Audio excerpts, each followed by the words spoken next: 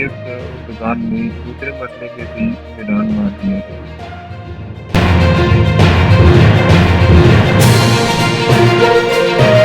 صدر Tayyip Erdogan اپنے حریف کو ہرانے میں کامیاب ہو گئے۔ کامیابی کے ساتھ ساتھ انہوں نے امریکہ اور یورپ کی امیدوں پر بھی پانی پھیر دیا۔